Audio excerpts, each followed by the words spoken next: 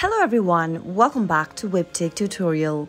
In today's video, I'm going to show you how to deactivate your store on Shopify. If you want to deactivate or close your Shopify store temporarily or permanently, you can simply do it by following these simple steps. Now, simply go ahead and open your Shopify application to get started. Also, make sure to log into your account. After you're inside the main homepage of Shopify, tap on the three dots located at the bottom right-hand corner. Now, click on Settings in the pop-up. From the Settings menu, scroll all the way down and you'll be able to see an option that says Deactivate Store or Delete Account.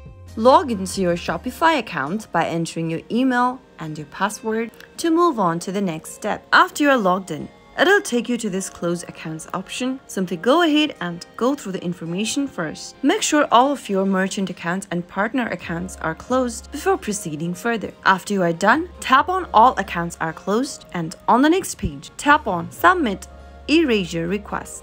You now need to check your email and spam folder for an email with subject Verify Email to continue. Now you'll receive an email from Shopify legal team about email verification. Now simply go ahead and tap on Verify Email and then tap on Begin Verification button. Enter your full name, enter your signature or your initials and then tap on Submit and you'll be able to submit your store's deactivation. Now follow the prompts to the end and once you complete all of these steps, your Shopify store will be closed or deactivated. Always make sure that you've backed up any important data and considered all implications before closing your store if you don't want to lose anything. So that is how you can easily deactivate Shopify store with a few simple steps. If you found the video to be helpful, go ahead and give us a thumbs up. Don't forget to subscribe to our channel by hitting the subscribe button. Also press the bell icon so that you'll never miss another upcoming upload from us. I'll see you again in the next video.